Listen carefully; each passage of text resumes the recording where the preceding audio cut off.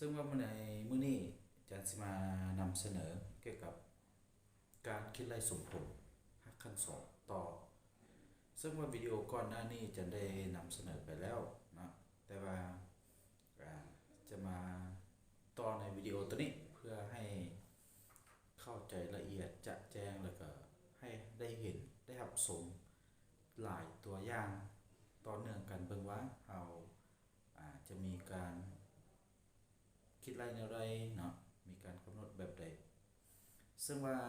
เมื่อนี้จะมานำเสนออยู่ใน4ตัวอย่างนะที่ว่ามีรูปร่างแล้วก็แตกต่างกันไปตามแต่ละตัวอย่างซึ่งว่าจะเป็นอะไรน่าไปติดตามกันเบิ่งนะซึ่งอยู่ในนี้ตัวอย่างที่หนึ่งนี่คือข้อกอนี่จะมี5 ขั้น 2ของ3ลบ 2x เท่ากับ x นะวิธีการคิดไล่อยู่ในนี้ว่าเราจะคิดไล่เอาใจผลของสมผลนี้จังไดก่อนอื่นหมดอย่าลืมว่าสมผล5 ขั้น 2ทุกเทื่อเราต้องได้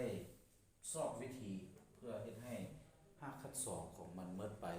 เราจึงสามารถมากำหนดใจผลได้นะขั้นสั้นก่อนอื่นเราจะขึ้นกำลังสองทั้ง2 ภาคนี่เลยจะเป็นขึ้นกำลังสองทั้ง2 ภาคเลยนะขึ้นกำลังสองแบบนี้สุดท้ายกำลังสองกับ5 ขั้น 2มันจะปัดกันออกได้นะแล้วก็ยังเหลือเป็น3ลบ 2x เท่า x กำลังสองเราสามารถเปลี่ยนรูปร่างในการเขียนเพื่อเป็นx กำลังสองบวก 2x ลบ 3แบบนี้นะเอาย้ายตัวนี้มาเท่ากับ0มาฮอดขั้นตอนนี้เราจะมีวิธีการแก้คือ2วิธีอันที่1คือแยกสูตรคูณก็ได้นะหรือว่าใส่สูตรเดลต้าแก้ก็ได้นะแต่ว่าจะสิไปในรูปแบบของการใส่เดลต้าเบิ้งนะโอเคถ้าว่าเราใส่เดลต้าอยู่ในนี้สูตรเดลต้าของเราแม้น b กำลังสองลบ c ac อันนี้คือสูตรของเดลต้านะขั้นสั้นเราจะมี a ของ b ของเราแม่น2นี่เป็น2กำลังสองลบ c c c a มันตัวเลขที่อยู่ทางหน้านี้นะบ่มีอย่างเราเอิ้นว่าเลข1คูณกับ c c มันตัวเลขอยู่ทางท้ายนี้นะคือลบ3ถ้าฉันจะเป็น c ลบเป็นบวกให้12เท่า16 5 ขั้น 2ของเดลต้าจะเท่ากับ5 ขั้น 2ของ16เท่ากับ4อันนี้คือ5 ขั้น 2ของเดลต้าเราสามารถไปกำหนดได้ใจผลของมันคือเมื่อเดลต้าใหญ่กว่า0นะอีกนึงเท่ากับลบ b บวก5 ขั้น 2ของเดลต้าตัวนี้ส่วน 2a หรือว่าลบ b ของเราจะเป็นลบ2บวกให้5 ขั้น 2ของเดลต้าจะเป็น4นะส่วนให้ 2a a แม่น1บวกคูณก็ได้ต่อไปเป็น2ส่วน2เท่า1อันนี้คืออีก1จะเท่ากับ1นะเจ็ดผลที่1ที่เราต้องการและอีกที่2อีก2นี่จะเท่ากับลบ b คือกันแต่ว่ามันจะเป็นลบนะมันจะเป็นลบ5 ขั้น 2ของเดลต้าส่วน 2a คือกันแล้วมันจะเท่ากับ b แม่นลบ2ลบให้ c ส่วน2 a แม่น1นะ a แม่น1สั้นๆจะเท่ากับลบ6ส่วน2เท่ากับลบ3อีก2เท่ากับลบ3แสดงว่าใจผลของเราที่ต้องเกิดคือใจผลของตัวนี้จะมีอีกเท่า1กับอีกเท่าลบ3นะอันนี้คือวิธีการกำหนดใจผลวิธีการกำหนดใจผลของสมผล5 ขั้น 2ตัวนี้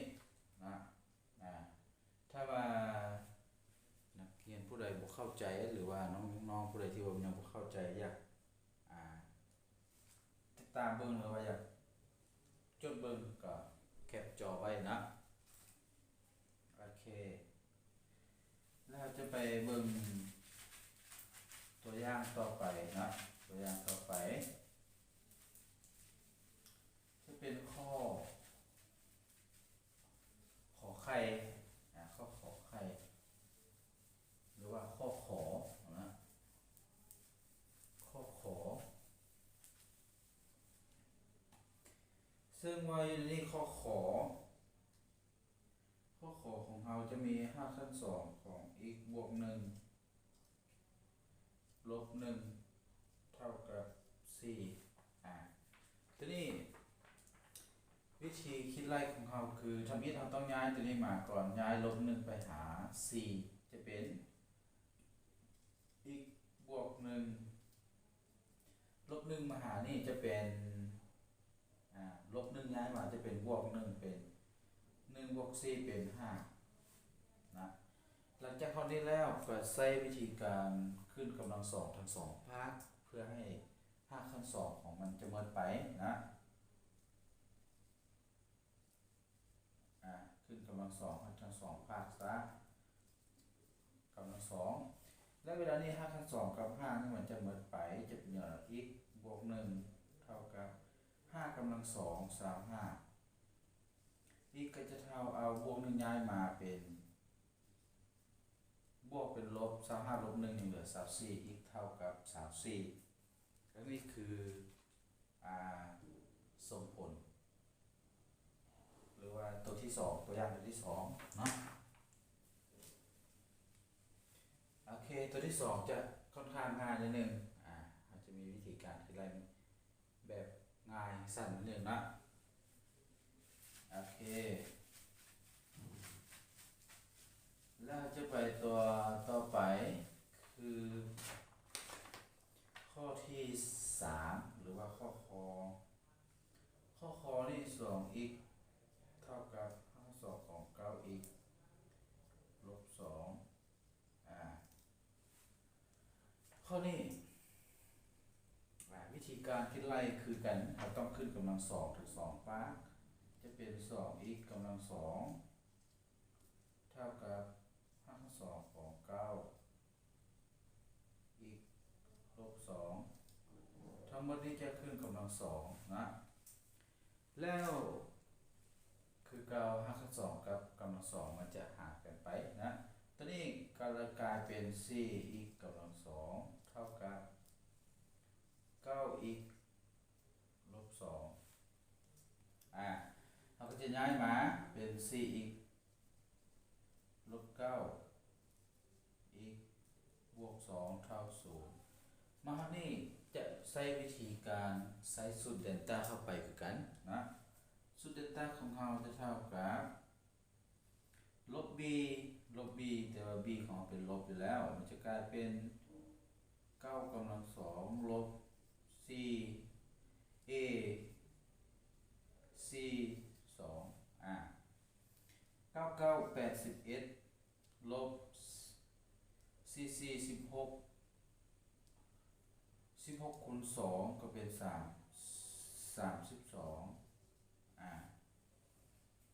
16คูณ2ก็เป็น32 81ลบ32เอามา81ลบ32เหลือ9 4ยังเหลือ49นะ49 5 ขั้น 2ของเดลต้าเฮาจะเท่ากับ5 ขั้น 2ของ49แล้วคราวนี้เรามาพูดว่า5 ขั้น 2ของ49มันจะเท่ากับเท่าไหร่เรามาเบิ่งมันจะเท่ากับ7นะ5 ขั้น 2ของ49เพราะว่า7 7 49มันจะเป็น7อีกหนึ่งของเราจะเท่ากับลบ b อันที่หนึ่งเป็นลบ b นะแต่ว่า b ของเราเป็นลบลบ b บวก5 ขั้น 2ของเดลต้าจะเป็น7ส่วนให้ 2คูณ a แม่น4b ของเรามัน9เนาะเขียน9เลยจะเป็น9บวก7เป็น16 16ส่วน2 48 16ส่วน8ออก2อีก2ของเราจะแม่นคือ9ลบ9ลบ7ส่วนให้2a กับ2คูณ4นะสุดท้ายเป็น9ลบ7ยังเหลือ2ส่วน8ก็เท่ากับ1ส่วน4อันนี้คือใจผลของสมผลตัวนี้ที่ว่าเราต้องการสอบนะหรือว่าต้องการคิดไล่จะมีวิธีการคิดไล่แบบนี้นะโอเคแล้วยังบ่เข้าใจตัวใดสามารถคอมเมนต์ถามได้ในกล้องวิดีโอนะโอเคต่อไปเบิ่งตัวอย่างต่อไปเนาะ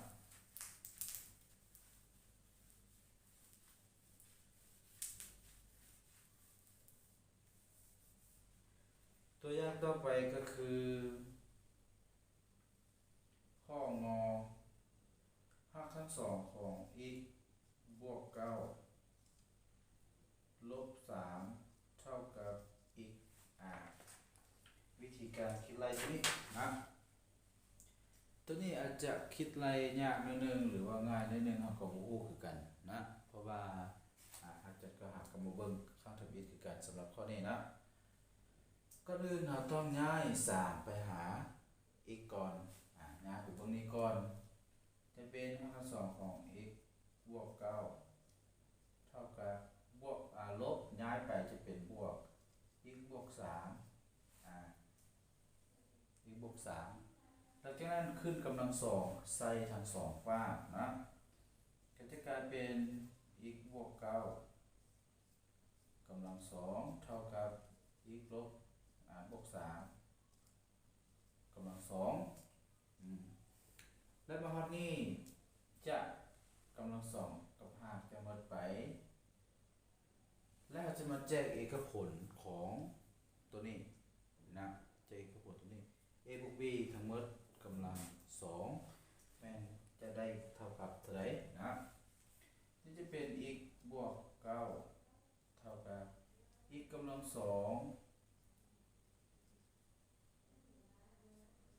บวก2 x 3บวก3กำลัง2แบบนี้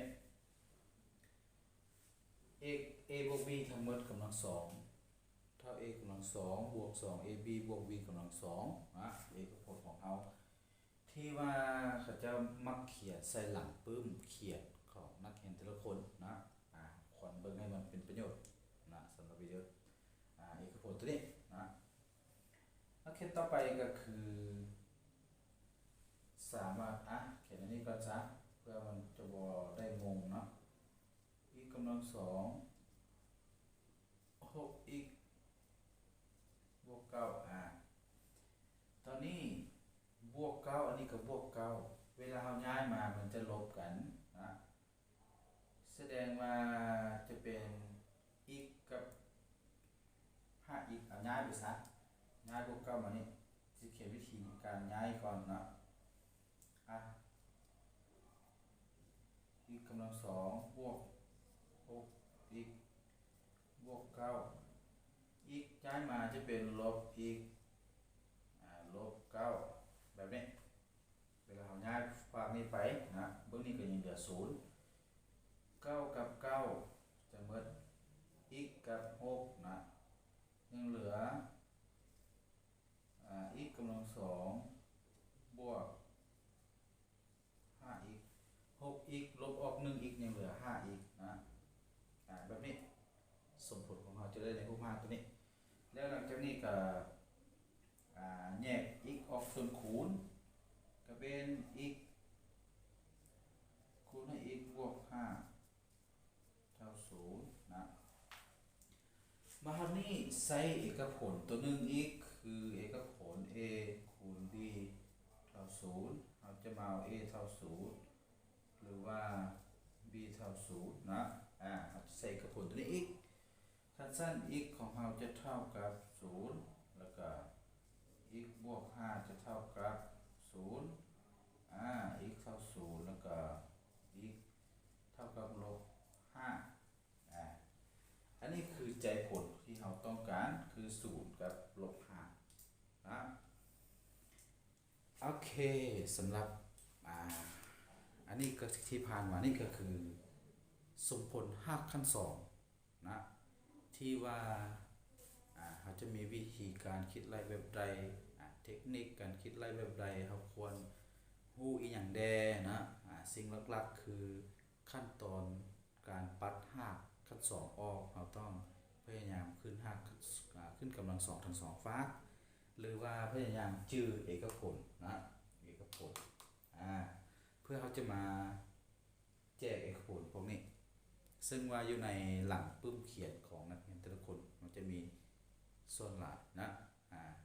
โอเคและสำหรับใครที่มีข้อคำถามข้องคาใจก็สามารถคอมเมนต์ลงวิดีโอนะจะสามารถตอบให้หรือว่าผู้ใดอยากให้นำเสนอตัวใดแดกก็สามารถคอมเมนต์ลงได้นะจังสีมานำเสนอในวิดีโอต่อหน้าโอเคสบายดี